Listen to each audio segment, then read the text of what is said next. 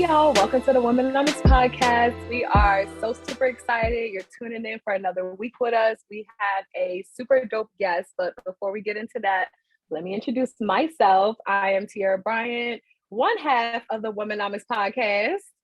And I'm Corinne Jones, the second half co-host of the Womenomics Podcast. Yes, and we have a super dope special guest, Mr. New Skills, New You. Come on. Give us your intro, lay it down. No, New Skills, New You. I help small businesses and entrepreneurs hear yes more often without sounding salesy. Let me tell you something. That pitch is perfected. I think I know it.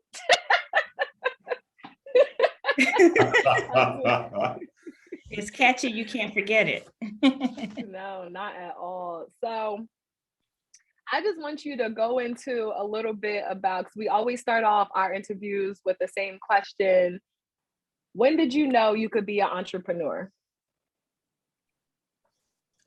I became an entrepreneur on accident.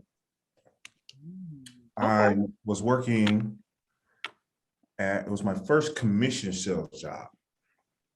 And I love that. It can be a little scary, right? If you don't make any money, you don't get paid any money. You're like, what?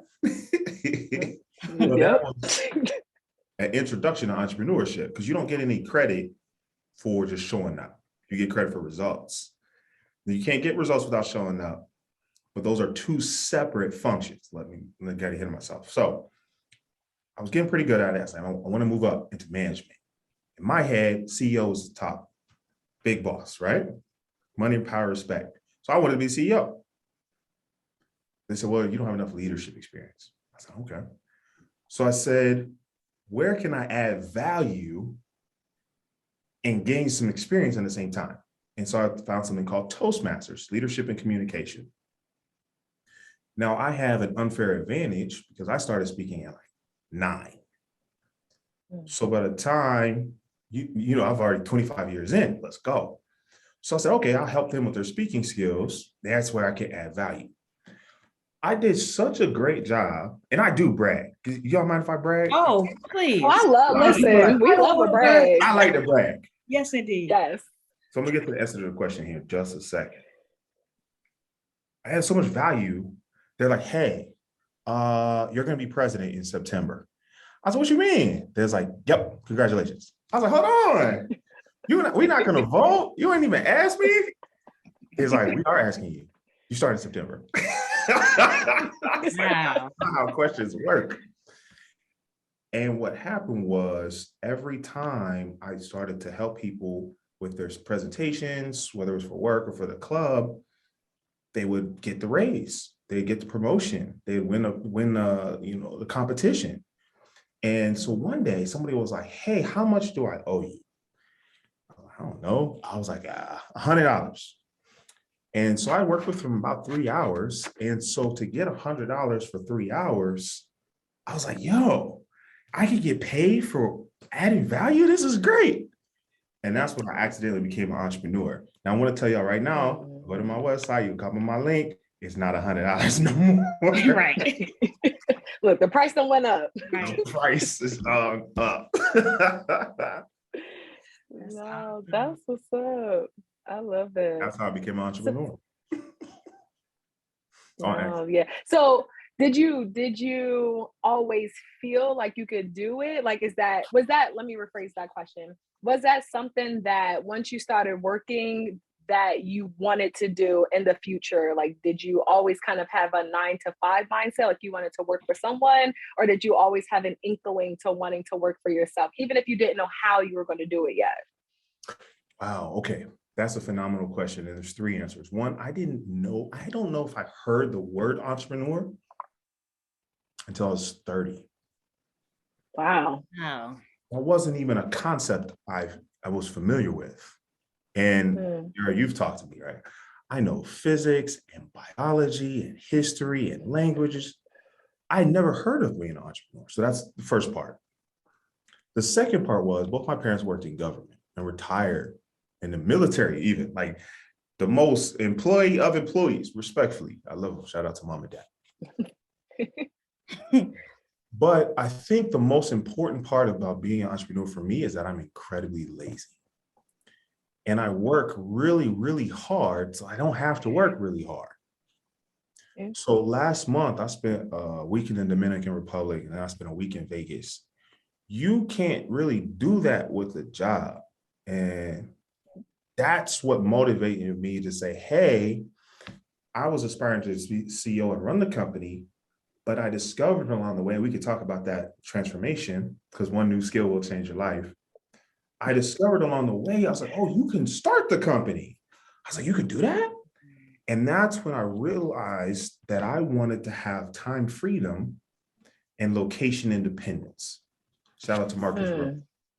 I wanted to be able to say, hey, there's a conference in LA on the 8th. There's a conference in Atlanta on the 15th. And there's a conference in Chicago 2 weeks later. I wanted to go to all of them. I said, what do I need to do to create that reality?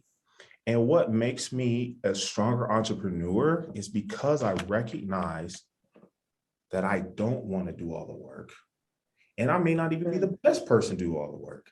I'm much more open to collaborating. And I add tons of value. So it's never a take situation. It's always a give situation. But I recognize that no one's built a company by themselves. You're just self-employed. To build a company, you need a team.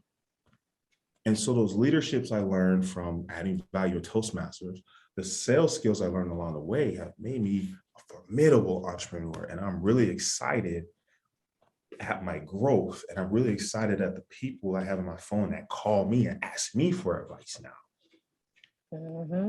You gotta have a millionaire call you and ask you for advice. I'm like, what do you mean? Wow. That's a really I'm working towards that. I'm gonna help you get there. You know, I'm gonna help you get there. And so I haven't made it to a point where I could just go on vacation for a month uninterrupted. But I'm getting closer every day, and that feels good. So the goal really is not to be an entrepreneur. The goal is to retire as soon as possible. That's it. So, Bruce, so how much does belief in yourself play a role in such a big vision? I really don't want you to believe in this version of yourself. Stay with me. You can't do it, but you can learn how. And that's a real subtle difference. I don't know, any gym rats you guys like to work out? No? Okay. I'm half and half. Perfect. Yeah. Hypothetically, you both have the potential, the capacity to compete professionally. But if I said, I want you to go compete right now, you can't do, you're gonna fail. And I think a lot of times they say, oh, don't say you can't. Don't say you can't. You can't right now. And so this is the paradox we learn of being honest with who we are and have infinite belief in who we can be. So Corinne, I don't want you to have faith in who you are now if you plan to stay that way. Okay? Because everything you have is based on who you are now. I want you to have faith, confidence, belief in yourself and your infinite potential. And so you can look in the mirror honestly and say, hey, look, I can't bench press 200 pounds. I can't leg press 400 pounds, but I can grow, right? I didn't make $1 million last year, but I can make $1 million next year. That's the difference. And that's where New Skills, New You comes in, because I wholeheartedly believe that one new skill will change your life. So all I have to do is figure out which skill you need to become the person that fits into your goals and dreams. So now all of a sudden, those weights don't get lighter, I get stronger. And that's the difference. The goals are already there. There's a version of you that's already accomplished these goals. You have to become the person where 100 pounds is easy, where millions is light work. Like, damn, we only did $1 million this year? We gotta take vacations. That's the problem that your future self will have if you believe it's possible. And your goal is wake up every day and say, what would my future self do today? And go do that. That is exactly one of the questions that we were going to ask. How do you become the person or the next level you want to be? Like, how do you become that today when you're not, when you look around and you see your tangible reality doesn't reflect it, or you look in the mirror and you're not in the shape that you would like to be, or you want to compete, but that just seems so far-fetched from where you are today. But you say you become it first, right? You become it, you set those goals and you visualize it. So how do you bridge that gap between reality and the future version of yourself? Another beautiful question. I'm gonna have to send y'all an invoice. Oh, no, I appreciate you sharing my platform. So everyone listens to this, the sound of my voice, I strongly encourage you to write this down. There's 3 steps. This is part of one of my keynote talks. There's 3 steps to transform your life. Let me write this down. So this isn't a step. This is part of identity. Once you have a clear picture of where you want to go, you want to find every book. And I start with biographies of anyone else has had that same or similar journey. So let's use entrepreneurs. If you want to become a successful entrepreneur, anybody become an entrepreneur, that's the easy part. I can set up a business in 60 minutes. Who cares? Doesn't make any money. Oh, okay. I want to read every book on someone who's done it successfully. Don't waste any time on people who failed. They don't write too many books on failures anyway. And the reason I encourage you to read, and I have a whole other training I do on reading hard copies, but you can you can fast track. There's no shortcuts. Someone had to go this distance. You can fast track your learning by reading books. One of my favorite books is called Mindset: The Surprising Secrets of Success by Dr. Carol Dweck. There's over 10 years of research in that book. I bought it for $17. That's a good deal. Yeah. That's a really good deal. Now I've learned how to create a success mindset for $17, and I didn't have to go to university. I have to get a PhD. I didn't have to spend 10 years after that researching this topic. Why would read? Go read a book. Okay, that's number 1. Number 2 is find someone that can give you feedback. A lot of people don't want to pay for coaches. I could just look it up on YouTube. That's true. But YouTube can't give you feedback. All right. Shout out to my options traders. How do I know the difference between a hammer and an iron cross? Right. I can misinterpret those symbols or those patterns. But I would never know it if I could actually accidentally win, and I don't know why I win. I can't duplicate it. A coach can tell you why it worked or why it didn't work. It can give you feedback. Spend a little money on a coach that's done it before. That's number 2. Number 3 is practice.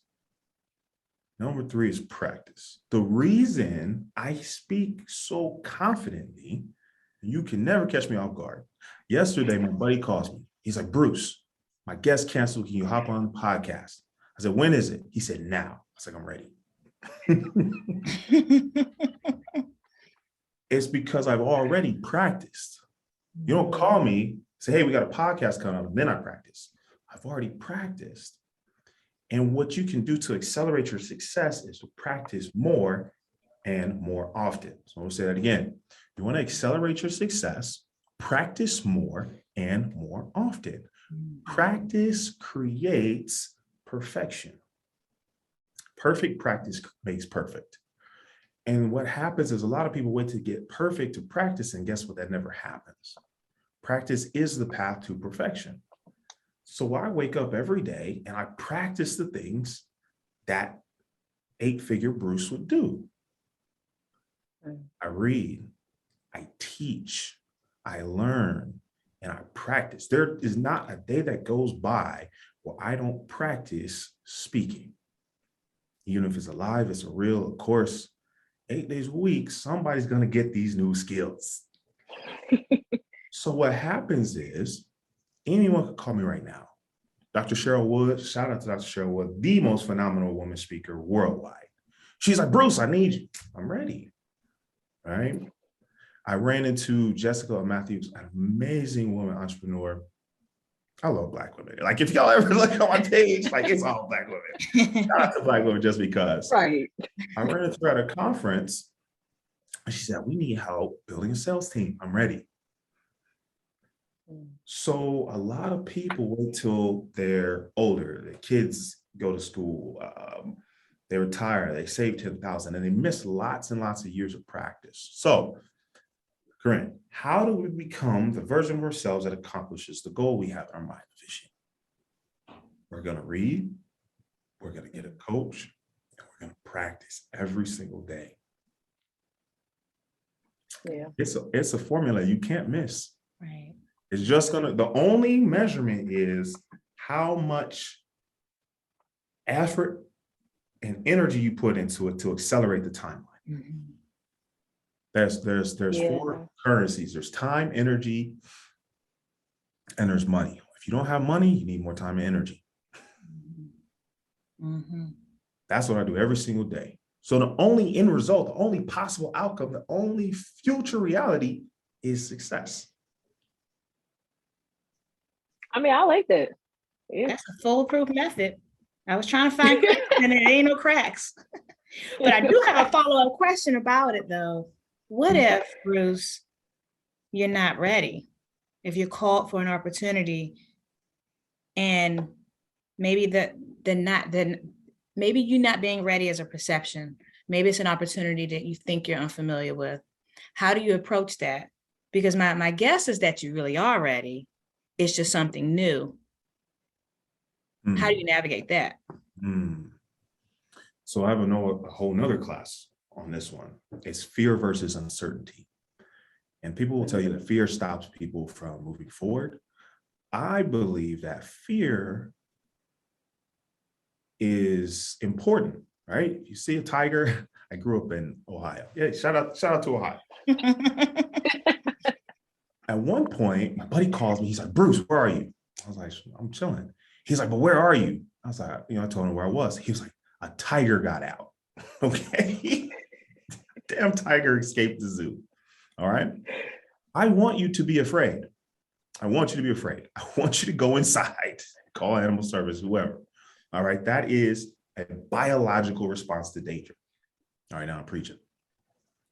What happens though is Dr. Cheryl Wood calls. She says, hey, I need you to give a keynote. So uncertainty kicks in. Damn, can I do this? Am I ready? Am I prepared? Your body doesn't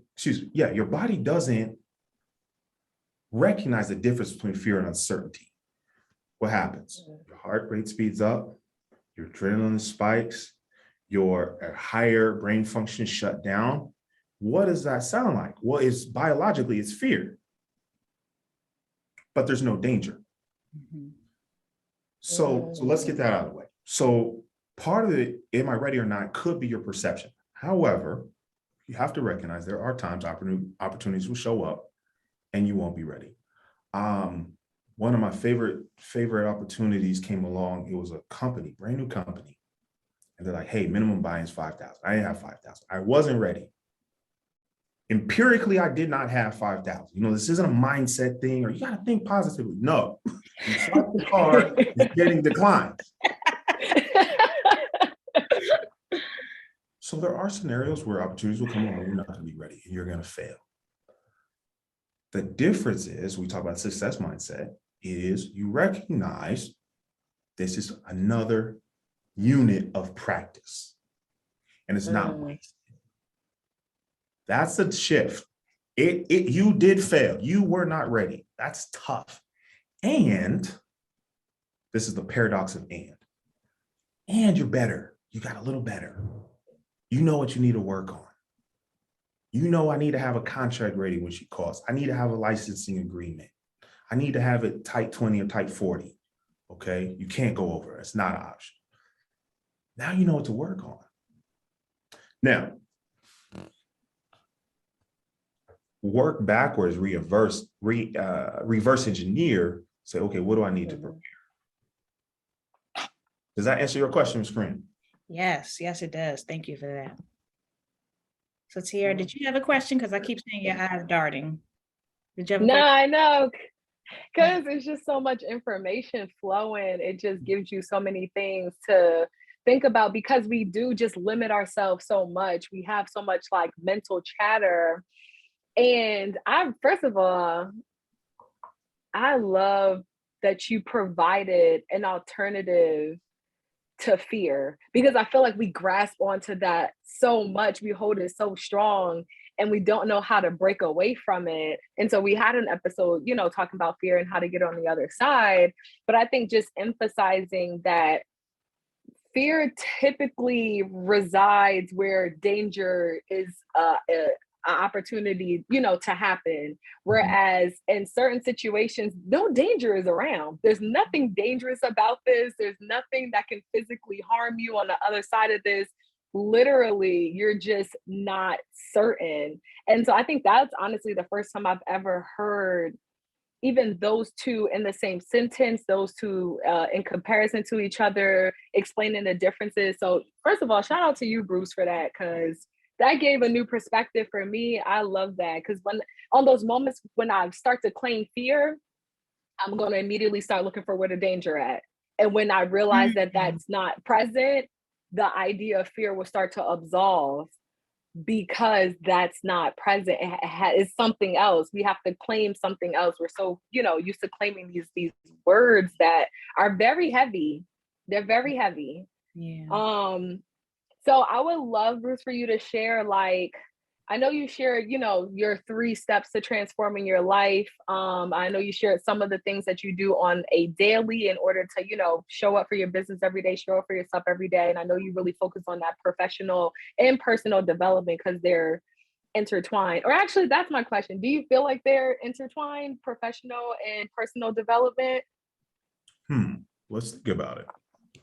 If I personally work on my communication, do you think that's going to help me do better at my job or worse?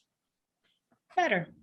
Okay. Yep. Better. If I work on personally being more confident, is that going to help me be better at my job or worse?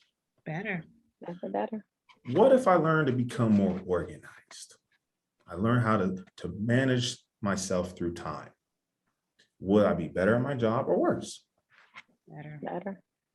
So that's the fundamental principle of New Skills, New You. I know if I can help you evolve in a positive direction, the only possible end result is your business improves.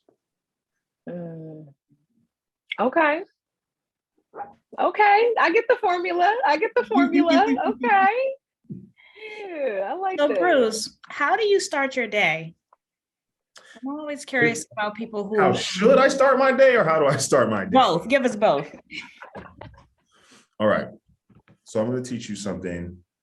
Are you all familiar with sleep hygiene? No. Is that like getting the appropriate amount of hours of sleep? I'm guessing. It's a very simple concept. Sleep hygiene means how well you rest. Okay? That's it. That's sleep hygiene. And what we don't realize, we might have dental hygiene, right? Oral hygiene. We have our body hygiene. And shout out to all the natural hair folks. We take care of our hair, right? We don't have good sleep hygiene. That's going to bed at the same time every night. That's having a dark, quiet room. That's not using electronic devices 30, 40 minutes before we fall asleep, right? That's having a clean environment, right? That's using things like lavender or peppermint before you go to sleep. You could put some on your pillow or some, on your skin. Those are all examples of sleep hygiene. So I know these things, but learning is not doing. And one of my early talks was learn and grow. And I talked about the interrelationship between what we learn and what we do. Because you could do it wrong over and over and over again, but it's still wrong, right? You're just really good at doing it wrong. And you can learn, you can read lots of books. But if you don't do anything different, what's the point? You're just turning pages. So when we learn and do, now we can become better versions of ourselves. So me, I've taught myself to fall asleep very quickly and I wake up very quickly. So most of the time I wake up and I read. But I'm working on reprogramming. I want to wake up and be still. And I did okay yesterday. I woke up, I didn't turn on the light, I didn't touch my phone. I was just, you got to get out of bed because otherwise you'll fall back asleep. Mm-hmm. Don't be like, oh, Bruce set me up for failure. No. So that's what I'm working on right now. Most of the time I read, but I'm working on being still. Okay. So when you're saying be still, you're saying meditation? Is it prayer? Is it just literally being present? Maybe like grounding. People say grounding and they mean like, like going outside and putting their feet in the like in the grass and touching the earth. But when I think about grounding, it's just literally just focusing on being present, feeling the sheets underneath you, like physically, sensory, touching things and being aware of like your heart, everything that's going on with you internally. So when you're saying you're practicing being still, what does that look like? Great. And what does that look like? And what do you think the benefits are? Oh, so those are all great examples you gave of meditation. Grounding is meditation, prayer is meditation, music is meditation, creating music. Oh, that's one of my favorite meditations. So there's lots of ways to meditate. You do have to find what works for you. What Bruce does, if you've talked to me for a few minutes, I know a lot about a lot. So I have a very different challenge. It's to stop thinking. So I work on emptying my mind. Okay. I work on nothing as close to possible and just being present. That is a mental exercise for me. But what happens, if I can do that for a few minutes, my level of execution for the whole day goes crazy. Absolutely top tier, like Kobe Bryant in the playoffs, crazy. So it's very important practice for me. It helps me to use all this information more effectively. So you asked me a question, I have these stories and examples and action items. It's because of the quiet time I took. And so even though I didn't do that this morning, I did this afternoon. I had a little drive. So I left the radio off and I was present because I wanted to come in and give you all 100% on this interview, on this podcast. We appreciate that. That was good. I feel like that's like I feel like that is a struggle for most people. And I do appreciate you sharing that is something that one, you're actively trying to master. It's never too late to start, but it is something, it's a level of strength to be able to remove and move past like the thoughts that you're having. Because at the end of the day, like the thoughts are going to come. I feel like that's what I hear the most about people struggling to meditate. And so it's like, how do you stop the thoughts from coming? It's about acknowledging them. It's like acknowledging them and then releasing them. You're choosing not to act on them in this moment. So you're acknowledging that you thought it, and then you're taking in your deep breath and you're releasing that thought with your deep breath, and you're just pushing it, to the back burner for now, because too many times we don't take time committing to ourselves. We're so busy serving other people. We're so busy trying to lead with value all the time and making sure that, in every situation we're in, we're presenting as our best self, that we don't ever take time to just give our body that chance to reset, to not actively be like working and doing something. So I appreciate you sharing that. So what do you think has been the most valuable way of figuring out where your personality is and developing a new skill that complements your personality? Like, how do people find these new skills that you're referring to? Mr. New Skills, New You. Break it down for us. So before we move onward, I want to acknowledge what you said about taking time for you, and especially for Womenomics Podcast. I think women have been, at least in this country, been programmed to give more than they receive. And that's where meditation is, I believe, even more important. That time for yourself is even more important. And it is selfish. So anybody's like, I feel selfish. Good. That means you're doing it right. Mm-hmm. So take that time and work towards not feeling guilty to take that time. So that's my encouragement. To all my women entrepreneurs out there, especially the mompreneurs, find a way, even if it's 5-10 minutes, right? So, oh yeah, see, awesome. So now moving forward, how do I find some new skills? I look at it in a very practical way. I have a limited number of hours in this week. I have a limited number of dollars to spend. I have a limited amount of energy to give towards any skill. So which skill is going to give me the largest return on my investment? And over the years, I found that sales. I find that sales skills. So before like tune out, change the channel, right? Cut the podcast, like sales skill really is for everyone. Whether you're an accountant, you're an HR, whether you're a stay-at-home mom, right? Maybe you're not even generating income from whatever activity. I find sales skills to be so valuable because of the soft skills that are required to be good at it. Not even great, just to be good at it. And what's interesting about New Skills, New You, while the goal is to be the number one sales resource for entrepreneurs and small businesses, the goal isn't for you to become a salesperson. I don't want you to be a killer closer or a master manipulator. I want you to be the authentic version of yourself that hears yes more often.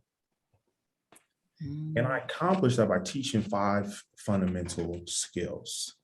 The first one is confidence. And this is the paradox of and. I'm confident that this version of me is the best version of me so far.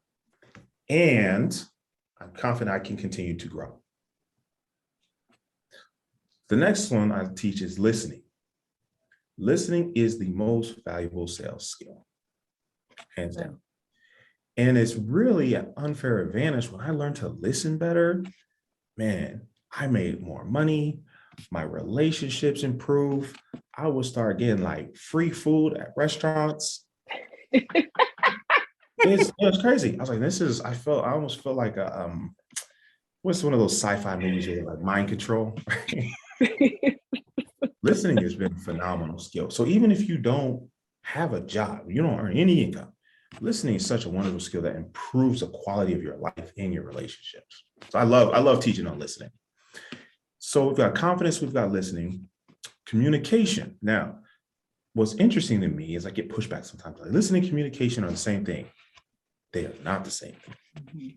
That's why I can have 2 whole separate workshops on individually.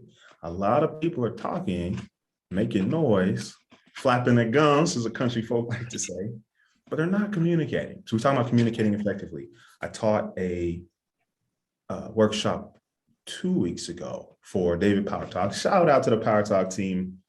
And we talked about the 3 C's, being clear, concise, and compelling. We talked about effective communication. And then I talk about learning. In order to evolve, you have to have some new input, right? In order to get different results, you have to have different actions. Well, what do we do? Where do we get these actions from? We got to learn. We got to teach ourselves. You can't take the same ingredients to bake a cake and bake cornbread, right? You got to have some new ingredients.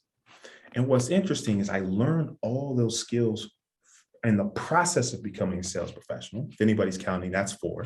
The 5th one is sales. And those are the mechanics of selling. And in the process of becoming a sales professional, I learned these things and I realized, wow, my life is different because I learned one new skill.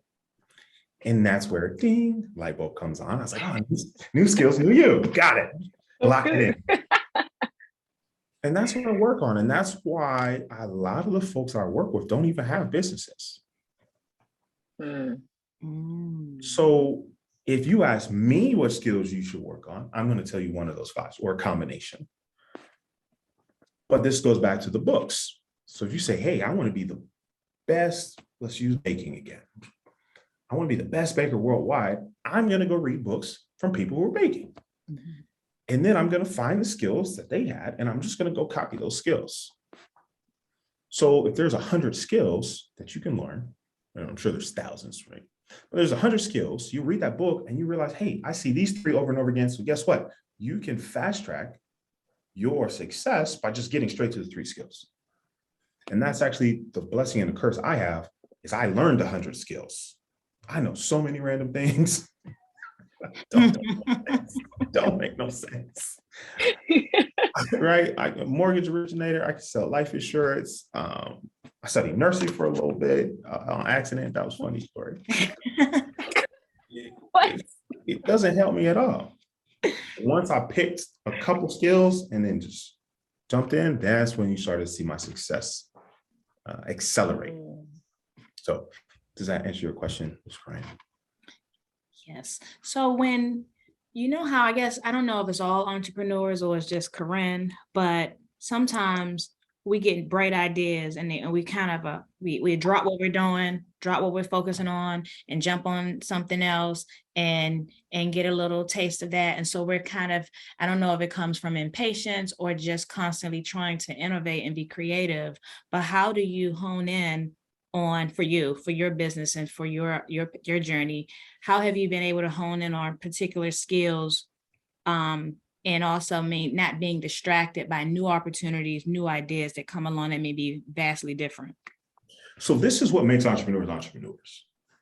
It's not risk aversion, okay, or risk tolerance. Entrepreneurs in general are more risk averse than the average person. They just have a brighter picture, a clearer vision of what's possible.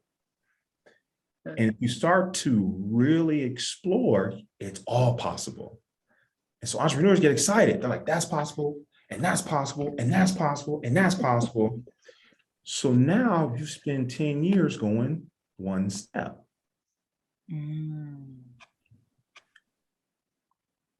Because you've gone a bunch of steps in one direction, right? You walk in a circle. So this is where I created a workshop. Y'all hear that phrase a lot. I just take everything I learned, I just put it in a workshop. I love it. Yeah. I wrote a workshop called Goal Succeeding. I personally, goal setting is pretty useless, right? Because we've all done it, right? I want to make $1 million. I want to lose some weight. I want to gain some weight. How? No one answers the question how. And this is where I believe I'm more effective as a coach. I'm going to teach you how. So I said, okay, we need to set some goals succeeding. And the trick is to say, hey, what actions do I need to take to make this goal the present tense? So let's keep it very simple. Let's say I want to lose some weight. I say, all right, you can't lose weight. You can't, you know where it is, right? It's where you don't want it, right? It's right here. You can't just lose. I'm like, lose some weight. I need to lose some weight, lose some weight. It's still there. What I can do is I can sleep better. Go back to sleep hygiene. That's probably the number one. I can drink more water, right? I can cut out soda. I remember when I first started focusing on applying these skills, I'm like, let's test this. I just stopped drinking soda. I did nothing different. I just stopped drinking soda or pop, depending on where you're from. Pop, yeah. I got to catch myself. I travel too much. I'm like, they be like, where are you from? I don't remember. I gotta wear the shirt. I'm like, hold on. Oh yeah. Right. I lost about 10 pounds in 2 weeks. So, and there's a very important lesson here. A lot of times, in order to achieve our goals, it's not what we need to start doing. It's what we need to stop doing. So there's an old little proverb. Yeah. If you chase 2 rabbits, you'll catch neither one. Have you heard that one? And that's what entrepreneurs do, right? They try, me, what have I done? Real estate, business credit, Forex. I love Forex. I think everyone should learn to trade. Don't recommend joining into those little groups or communities, whatever. Don't do that. Learn it, but don't join those groups. And I've learned all these, so I've spent 10 years doing 10 things. And so I'm like, wow, what if I had spent those 10 years doing one thing? So here's a book. So everybody's like, you told us to read a book. What book do we read? I really like The One Thing by Gary Keller and Jay Papasan. right? That's the one thing. And this book, he teaches us we can be most effective when we choose one thing. So the question is, all those things can help you reach your goal. Let's say your goal is financial freedom. So you start all these businesses and they all could work. The answer your question is, how do you convince yourself to stick to one? Well, you say, listen, are these good ways to get to my goal? And the confusing part is the answer is yes. So then you look and you ask yourself, which one's the best way for me to get to my goal? And that's how you take let's say you take 25 things. There's 25 businesses, you have 25 ideas, 25 steps, and you say, what's the best 5? And you take those and you throw away the other 20. So you look at these 5 and you say, what's the best one? And you do that one over and over and over again. That's good. So not only will you get there faster, you'll have a lot less stress along the way. You have a lot less uncertainty along the way. You have a lot more confidence along the way. And because you're like looking around at all the options and you're like, these don't fit into my one thing. It makes decision-making really early, really easy. These don't fit in my one thing. I'm not going to do them. They could be wonderful opportunities. But you're like, nope, this doesn't fit in my one thing. Something comes along. Oh, this fits perfectly. Boom, I'm doing it. And you keep going. And you start to build momentum and you start to see progress. In the past 15 years, I probably worked at 10 companies. Actually, more than that, if you look at little contracts and part-time jobs. Mm-hmm. So I worked at 10 companies, but I don't have 10 years at any one company. So I said, okay, I need to pick one company. So I started one. And for the next 10 years, all you're going to hear me say is, hi, I'm Bruce Hill, new skills. Okay. And 10 years from now, I'm going to look around and I'll say, all right, we're closer. And I'm going to keep going. Mm-hmm. So you need, and this is where I help. So if anyone's looking at saying, hey, I want to, it's your career, it's a business, you could want to again, a weightlifting competition. We want to find the one thing that you need to do every single day that's going to get you there. And that's where that coach comes in, right? I told you to read a book, I told you to get a coach. That's how you narrow it down, because otherwise you could spend years running in circles, getting nowhere. And then you'll say, oh, boo-hoo, entrepreneurship didn't work for me. Mm-hmm. That's it. That's the one. Yeah, that's the one. So I'm just going to make a quick, hard transition because I really want to know what you have to say about this. What are your thoughts on the importance of having a healthy money mindset? How do you learn or grow to have a healthy money mindset?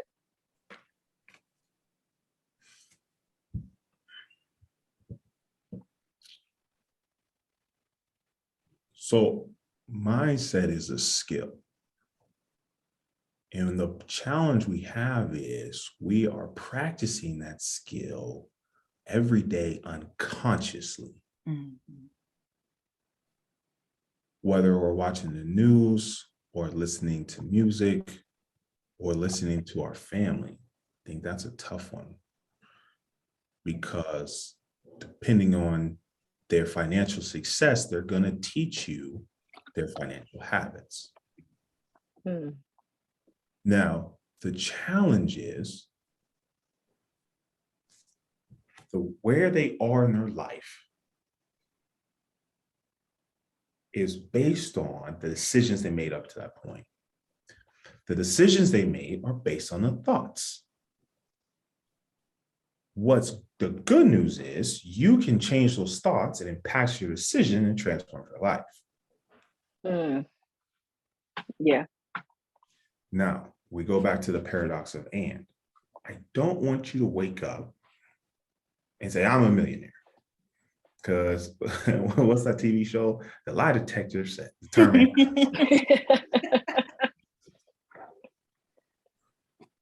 But I do want you to say, hey, I am becoming a millionaire. I'm getting closer to millionaire status every day, right? So now it's both true and possible. And in order to create a stronger money mindset, you must absolutely, it's imperative, it is necessary, it's essential to control your thoughts. So you can hang around different people, you can read different books, you can watch different programs. One of my favorite enlightening moments, I used to work in a luxury hotel. I did this on purpose. I was like, I don't want to work at fast food. I just need a couple extra dollars. This was before I knew about entrepreneurship. You just go make your own dollars. So I went to work in a luxury hotel, and they're like, hey, you got to take some food up to the top floor. So I go up to the top floor. There's a piano. Can I cuss on here? There's a piano in this bad boy. I was like, why is there a piano in the hotel room? It's a grand piano. It's like one of the ones you see in the movies where he has the tuxedo on when he's playing. Yeah. Piano. I said, what in the world? It has steps in the hotel room. Wow. That's Why nice. you got steps in here? You don't live here?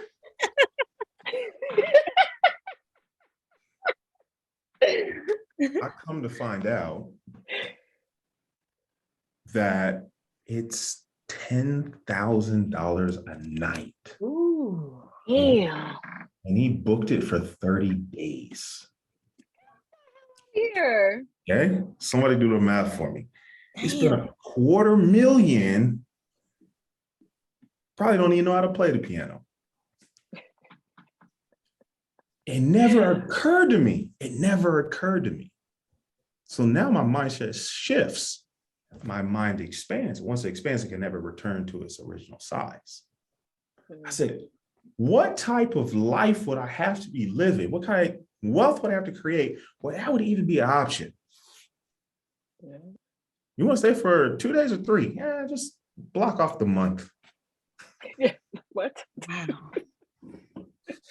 Nice. So it really is your environment. I grew up with some people that were almost 20 before they saw a cow. Have you all ever seen a cow, like a live animal? Yeah. It never occurred to them.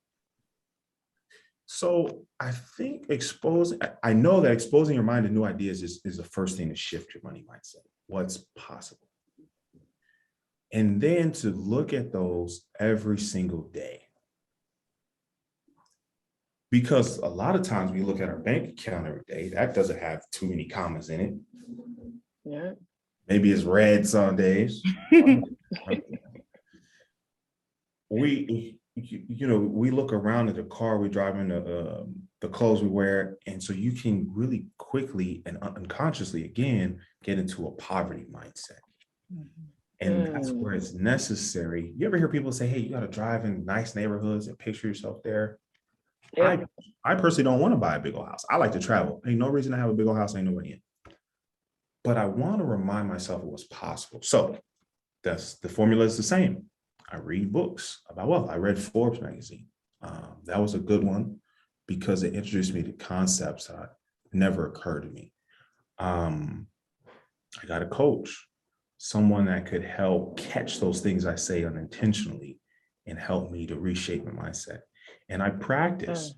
So in the morning, my mantra is, hey, the goal is to become the top sales resource for entrepreneurs and small businesses, earning 2.5 million in profit annually, right? That's every day when I wake up before I go to bed. And so my mind makes decisions for me to get closer to that. And it's still a daily practice because, again, I haven't hit my first million, but I'm getting closer every day. So a mindset, that's one thing. I think mindset's tougher than exercising. Yeah. It's because like when you don't exercise, you just don't exercise. But with your mindset, you're either moving forward or you're moving backwards. Right. So, Yeah. very deliberate about mindset, but vision board helps. Friends with big dreams helps. And then that's where meditation, this is a different kind of meditation. It's called visualization, where you picture what would my life be like if everything went the way I wanted it. and spend some time. Spend some time really picturing that.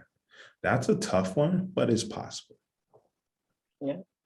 What I discovered with visualization sometimes with me is that I'll feel the resistance because I don't have it.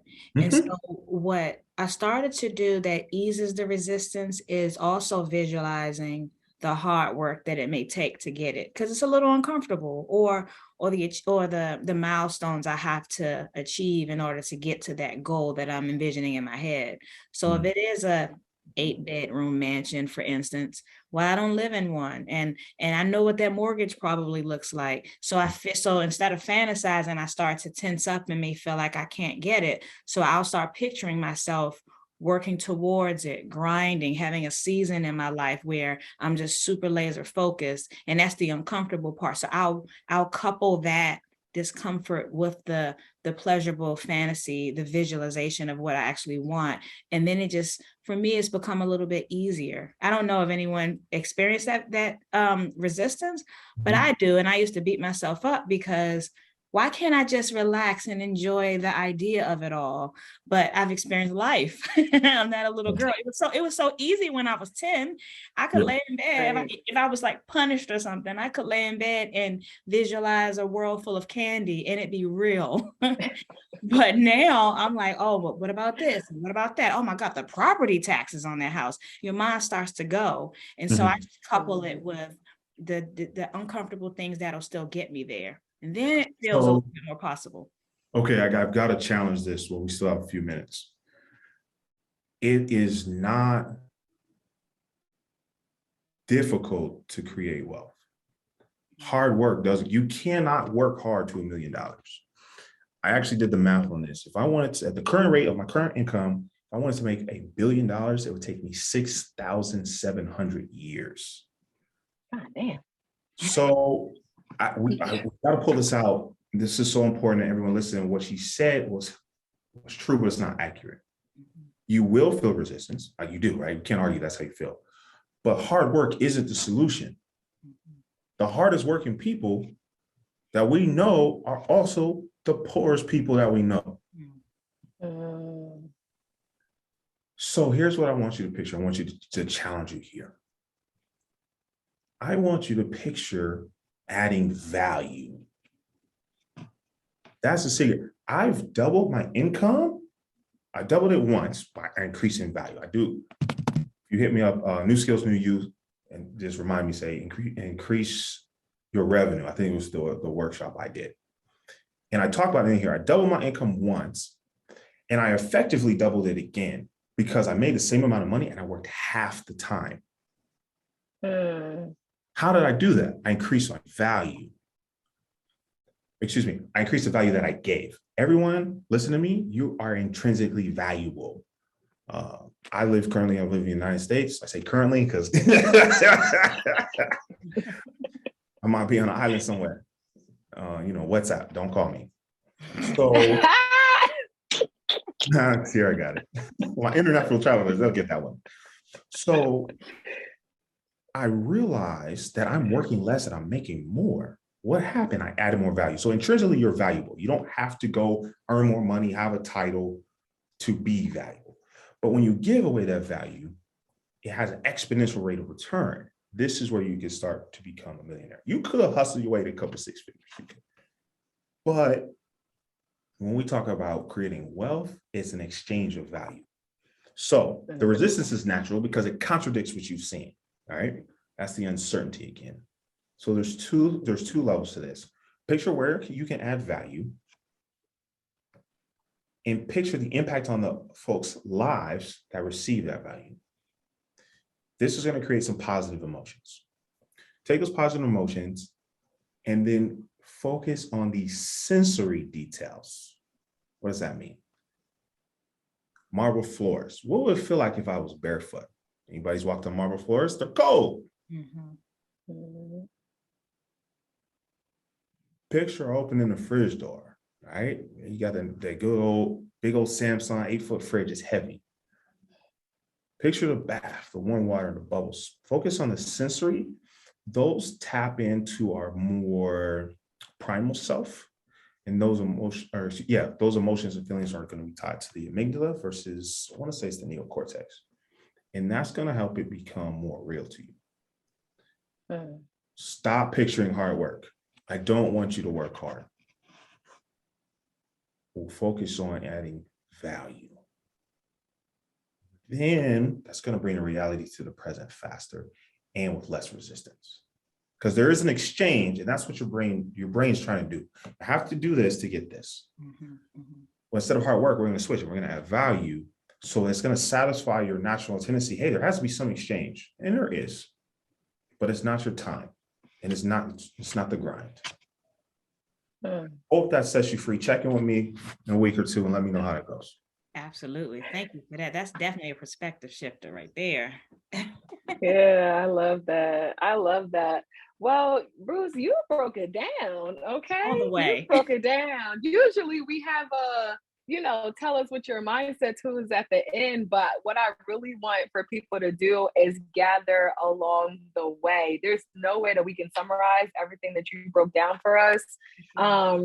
Those 3 steps to transforming your life, that is one that I'm definitely going to put into practice.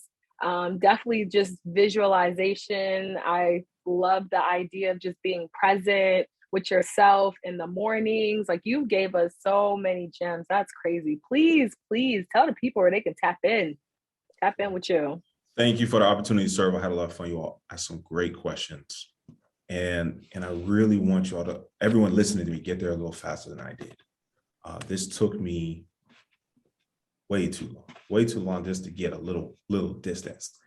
And I'm accelerating and I'm getting there faster. So listen, if you're an entrepreneur, you're a small business owner, you have less than 5 years in the game, less than 5 employees, and you're not quite making 5 figures a month, I want you to tap into the New Skills New You program. Hit newskillsnewyou.com, schedule a discovery call. All right, schedule a discovery call. Now, for the folks that are saying, hey, well, I'm not an entrepreneur, how can I tap in? It's still newskillsnewyou.com. I'm always giving away, whether it's a workshop, a masterclass, webinar. I want to make sure that everyone gets this opportunity and empowered to change their life from the inside out. So it's newskillsnewyou.com everywhere. I'm most active on Instagram, but I mean everywhere. Fanbase, LinkedIn, Tumblr, Twitter. I'm sure I'm missing some Pinterest. Omnipresent, okay? YouTube, everywhere. So it's New Skills New You. And I just want you to remember, I'll leave one thing with you. You may have heard that it takes 10,000 hours to master a skill. Got some good news for you. It doesn't have to take that long. If you use those 3 steps I told you, and the third one being practice, it's 10,000 repetitions. Now, there is a limit, right? You can only practice so many times in one day. But instead of practicing once a week, you practice once a day, you're going to get there 7 times faster. You do twice a day, you're going to get there even faster. So you can accelerate that.